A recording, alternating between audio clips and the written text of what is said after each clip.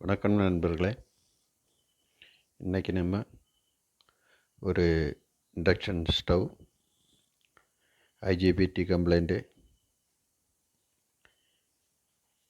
அந்த பிரச்சனைகளை பற்றி இன்றைக்கி பார்ப்போம். ப்ளக்கு சுவிட்சை பண்ணோன்னே ஷார்ட் ஆகுது.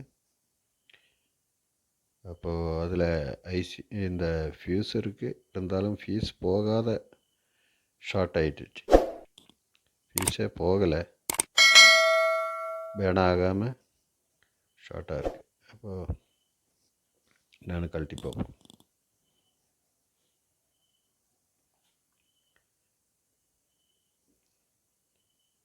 இது உள்ள பார்க்க கரப்பாம்பூச்சிங்க ஏகப்பட்டது இருக்குது. மெயினாக வர்றதில் மேக்ஸிமம் கரப்பாம்பூச்சி கம்ப்ளைண்ட்டு நிறைய வருது. இது அப்படியே ஐஜிபிடி ஷார்ட் ஆகிருக்கு. அப்போது கரப்பாம்பூச்சி ஏகப்பட்டது இருக்குது. அதெல்லாம் க்ளீன் பண்ணி ஃபஸ்ட்டு அந்த ஐஜிபிடி கழட்டியை எடுத்துடலாம். எடுத்துட்டு அப்புறம் செக் பண்ணலாம். அது இல்லாமல் அந்த கோயில் சென்டரில் டெம்பரேச்சர் சென்சரு ஒரு என்டிசி இருக்குது. ஃபீட்பேக் சென்சர்னு சொல்லுவாங்க. பாத்திரம் சென்ஸ் பண்ணுறது, அப்புறம் ஹீட்டு சென்சர் பண்ணுறதெல்லாம் ஒரு என்டிசி கொடுத்துருப்பாங்க. ஃபீட்பேக் சென்சார் அதோட அந்த ரப்பரு அதெல்லாம் கடிச்சிருக்கு. பார்ட்டியை கொண்டுரும்போது அதில் கோடில் வயரு பின்னி ஒன்றுமே கிடையாது. அப்போ அது ஐஜிபிடி ஃபஸ்ட்டு கழட்டி எடுத்துகிட்டு பார்க்கலாம். மற்ற ஸ்டேஜெல்லாம் கரெக்டாக இருந்துச்சுன்னா பார்க்கலாம், எப்படின்னு செக் பண்ணி பார்ப்போம்.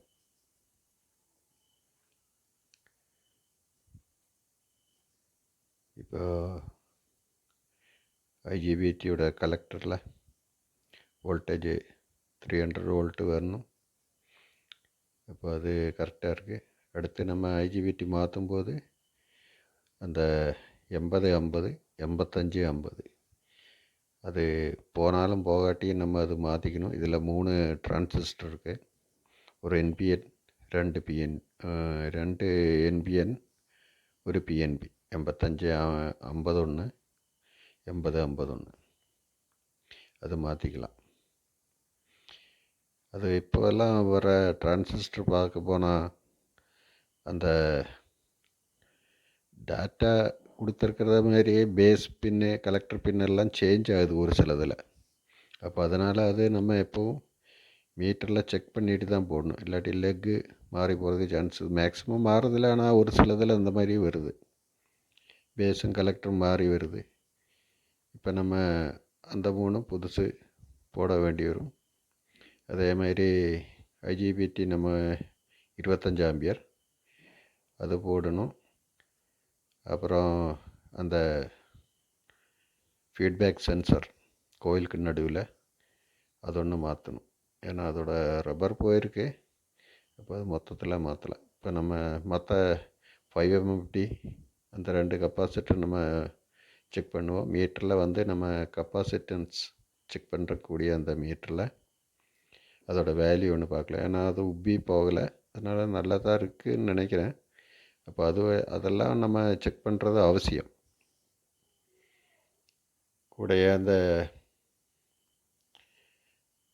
டயோடு, சென்னர் டயோடெல்லாம் கொடுத்துருப்பாங்க, அதெல்லாம் நம்ம செக் பண்ணணும். ஏன்னா அதெல்லாம் கம்ப்ளைண்ட் இருந்தாலும் ஐஜிபிடி போடும்போது டக்குன்னு போகிறதுக்கு வாய்ப்பு இருக்குது. மேக்ஸிமம் அதெல்லாம் செக் பண்ணி கப்பாசிட்ரு எல்லாம் இதில் மீட்டரில் செக் பண்ணால் கரெக்டாக தெரியும். அப்போ அதெல்லாம் வேல்யூ எல்லாம் கரெக்டாக பார்த்துட்டு ஃபைனலாக தான் நம்ம ஐஜிபிடி போடணும். அதுக்கு முன்னாடி இதெல்லாம் பார்த்து இப்போ நம்ம டிரான்சிஸ்டர் போட்டுடலாம். இப்போ டிரான்சிஸ்டர் எல்லாம் நம்ம அனலாக் மீட்டர்லேயும் டிஜிட்டல் மீட்டர்ல எல்லாம் ஒன்று செக் பண்ணுறது நல்லது. ஏன்னா இப்போ வரக்கூடிய பொருளுங்கள்லாம் பல கம்பெனி பல டைப்பு.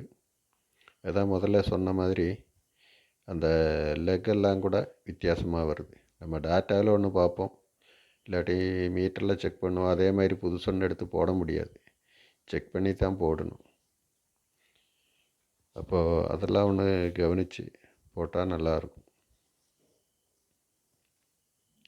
அநேகமாக இது நமக்கு இப்போ கிடைக்கக்கூடிய பொருள்கள் இப்போ ஐஜிபிடி ஆனால் கூடி டூப்ளிகேட்டு நிறைய இருக்குது. போட்ட உடனே என்ன தான் கரெக்டாக இருந்தாலும் நிற்கிறதில்ல. அப்போ இதெல்லாம் நல்லது கண்டுபிடிச்சி வாங்கி கிடைக்கிறதும் எல்லாம் பெரும் கஷ்டமாக இருக்குது.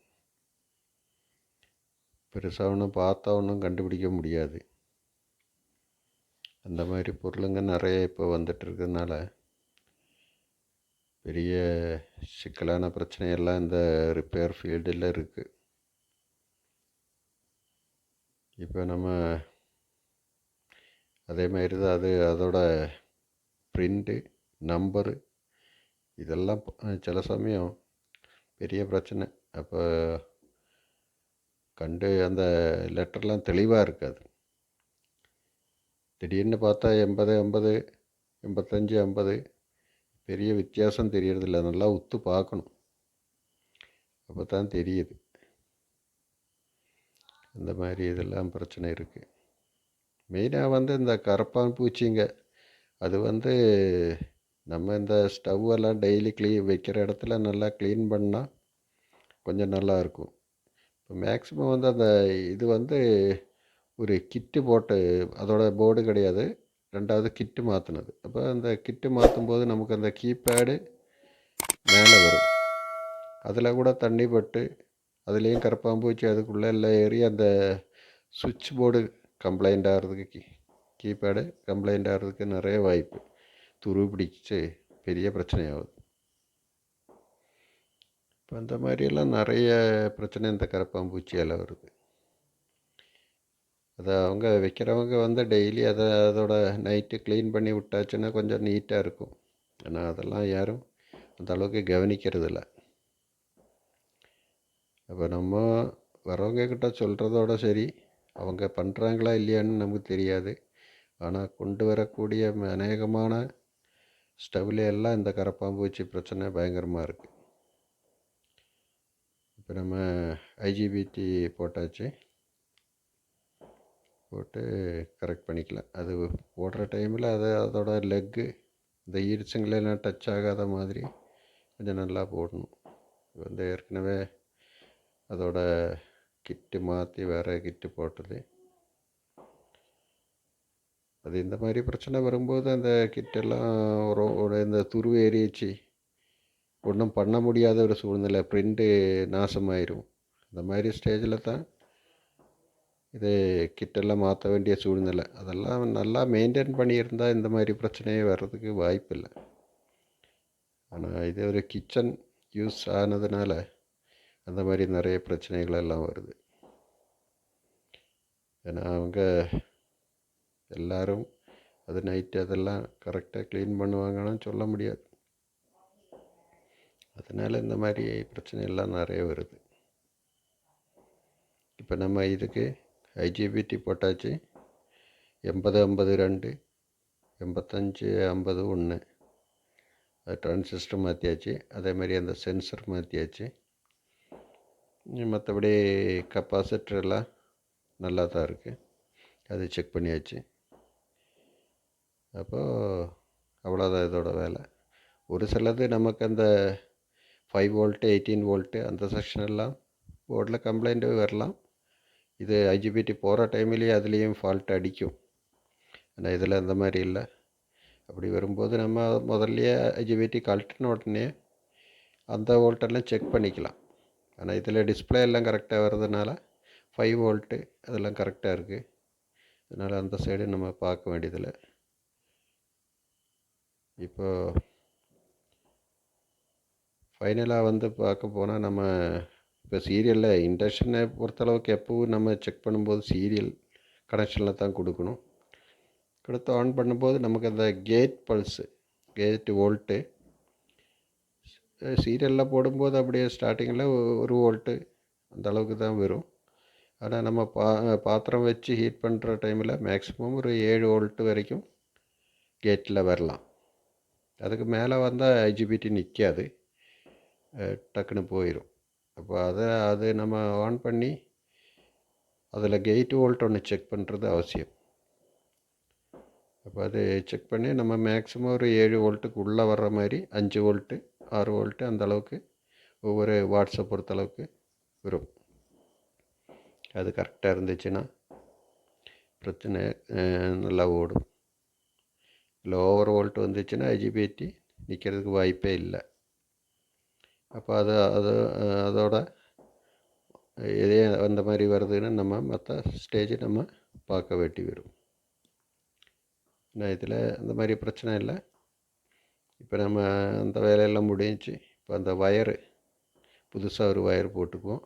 அதோட கனெக்டர் பழைய கனெக்டரே வேணும். ஏன்னா வயரு சால்ட்ரு பண்ணுறத விட இந்த கனெக்டர் மூலியமாக போடுறது நல்லாயிருக்கும். அடுத்தபடியாக நம்ம அதை ஃபிட் பண்ணிடலாம். ஃபிட் பண்ணிவிட்டு செக் பண்ணி பார்ப்போம். சென்சருக்கு மேலே கொஞ்சம் ஹீட்ஸுங்க எல்லாம் நம்ம வைக்கணும். இப்போ எல்லாம் ஃபிட் பண்ணியாச்சு. இப்போ ஹீட் பண்ணி பார்ப்போம். இப்போ நான் என்னென்னா இந்த பாத்திரத்துக்கு இடையில ஒரு 10 டேர்ன்ஸு போட்டு ஒரு எல்இடி ஃபிட் பண்ணியிருக்கேன். இப்போ தண்ணி இல்லாட்டி கூட நமக்கு அந்த எல்இடி மூலமாக அது வேலை செய்யுதுன்னு நமக்கு தெரியும்.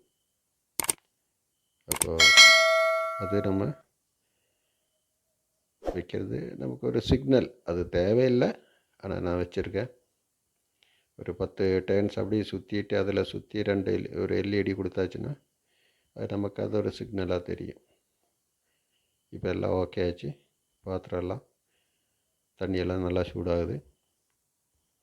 ஓகே ஃப்ரெண்ட்ஸ், எல்லோரும் லைக் பண்ணுங்கள், ஷேர் பண்ணுங்கள், சப்ஸ்கிரைப் பண்ணுங்கள். வீடியோ பிடிச்சிருந்தா லைக் பண்ணுங்கள், சப்ஸ்கிரைப் பண்ணுங்கள். தேங்க்யூ ஃபார் வாட்சிங். Okay, bye. அடுத்த ஒரு வீடியோட பார்த்து சந்திப்போம். வணக்கம்.